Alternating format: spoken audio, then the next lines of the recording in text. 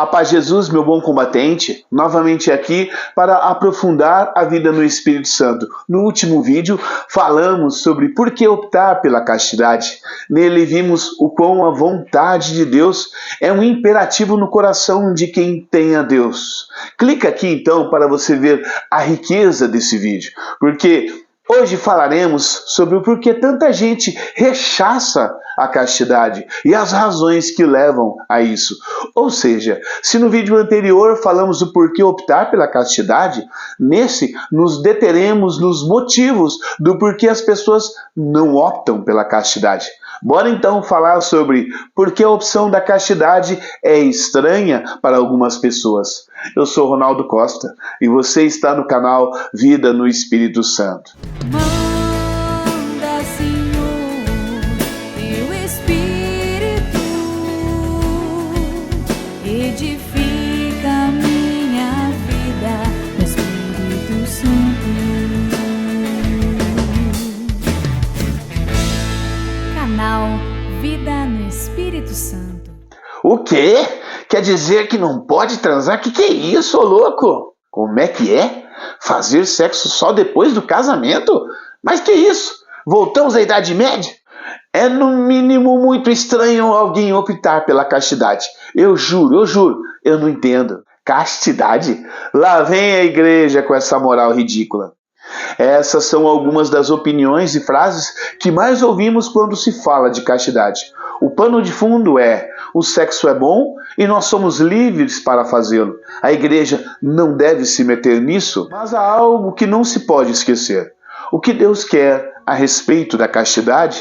Porque Ele ordena que a vivamos. É por isso que o canal Vida no Espírito Santo traz a você essa série Castidade, Rainha das Virtudes. Serão diversos vídeos que traremos aqui para falar sobre essa castidade e como vamos assumi-la decididamente em nosso cotidiano. Então, se inscreva aqui, compartilha esse e os outros vídeos com outros jovens, tá bom? Evangelho de João, capítulo 14, versículo 17, é o Espírito da verdade que o mundo não pode receber porque não vê e nem o conhece. Mas vós o conhecereis porque permanecerá convosco e estará em vós. Ser santo é o grande desejo de Deus para conosco. São Paulo vem dizer assim, lá na carta de 1 Tessalonicenses, capítulo 4, versículos 3 e 4. Esta é a vontade de Deus, a vossa santificação, que eviteis a impureza, que cada um de vós saiba possuir o seu corpo santa e honestamente. Veja que junto à santidade que somos vocacionados, vem a pureza que deve ser almejada e conquistada pelos cristãos. Cristãos preocupados em agradar a Cristo são guiados pelo Espírito Santo a conhecer essas coisas e ainda mais a lutar para praticá-las. Assim como saber das leis institucionais não é suficiente para alguém cumprir a lei na íntegra. Também é assim na vida espiritual. Muitos sabem o que é proibido dirigir alcoolizado, mas quantos não dirigem o carro mesmo assim? Pode acontecer de pessoas cristãs saberem que ser santo é ser alguém disposto a se conformar com a vontade de Deus. Infelizmente, muitos aparentam ser cristãos, mas a sua prática circula nas impurezas do mundo. E assim estamos diante de incoerências humanas que, mesmo dotadas de razão, é incapaz de fazer o bem, porque ainda é escravo de alguma prática. Eu até mesmo sugiro a você ver o vídeo. Podemos ser bons por nós mesmos? É preciso deixar claro, o desejo pelo álcool é menos forte que o desejo pelo sexo. Sim, até mesmo São Tomás de Aquino vem nos lembrar, os deleites sexuais são mais fortes do que os proporcionados pelo alimento. Assim sendo, para praticar o que Deus ordena, como na primeira carta aos Tessalonicenses, que cada um saiba possuir o seu corpo santo e honestamente, o cristão precisa do auxílio divino. Você consegue perceber que o que estamos falando aqui é algo que vai além do simples conhecimento racional e humano. O que os mundanos vivenciam é apenas o seguinte: os apetites invadem as suas consciências e exercem um poder significativo nelas. Esses apetites chegam na mente e dominam a pessoa.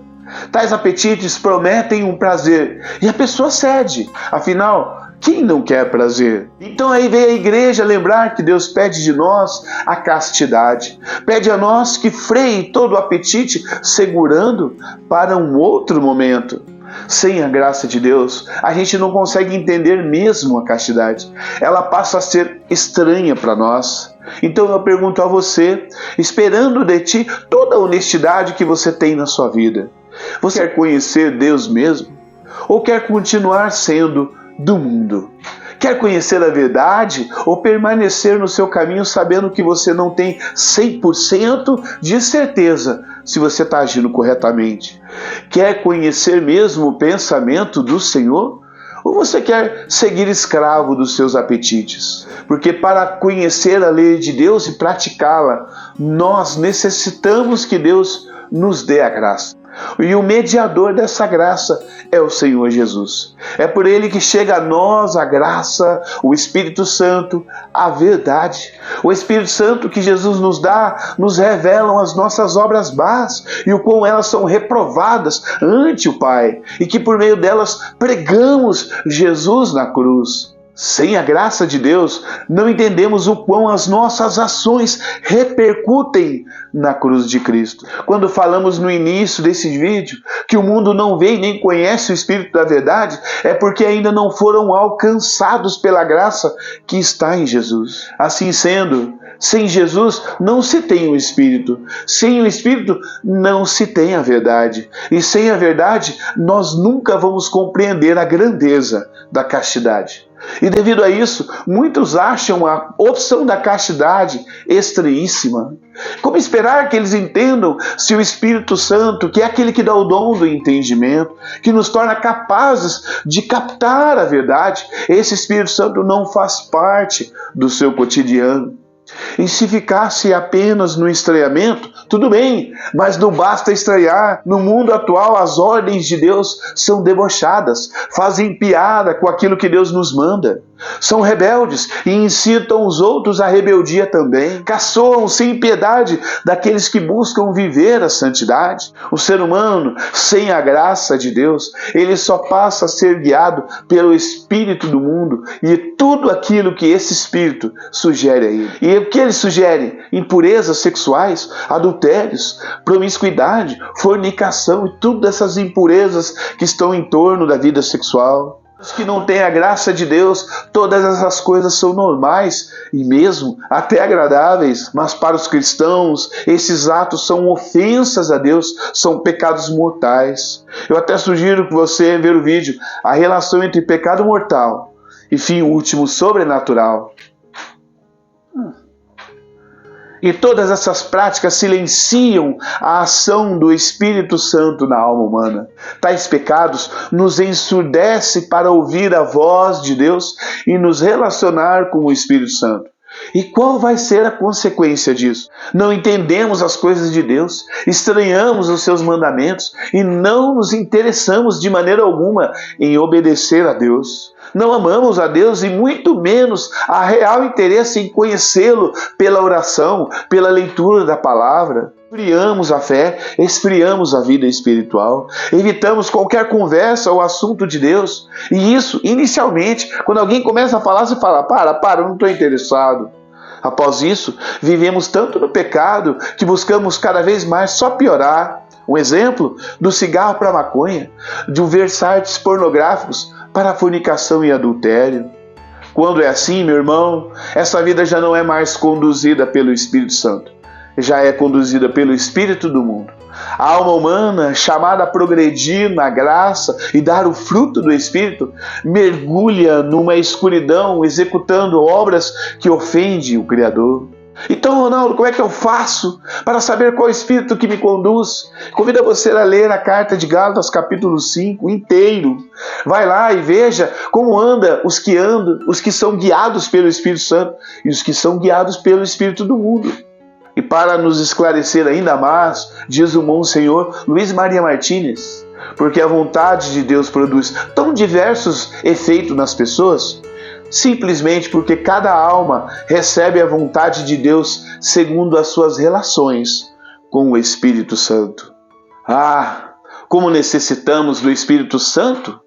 Peça ao Espírito Santo, irmão, para que te ajude a entender a castidade e vivê-la na sua vida. Clame ao Espírito Santo para que lhe ajude a se afastar de tudo aquilo que o faz pecar e termine por encerrar a ação do Espírito Santo na alma.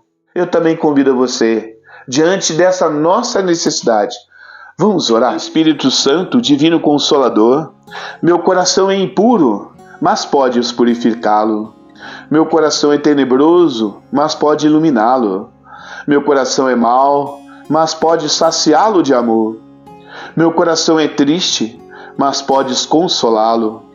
Meu coração é fraco, mas pode fortalecê-lo. Meu coração é frio, mas pode abrasá-lo. Meu coração é pecador, mas pode orná-lo de todas as virtudes. Meu coração é inconstante, mas pode torná-lo perseverante. Amém. Em nome do Pai, do Filho e do Espírito Santo. Amém. Até a próxima, irmão.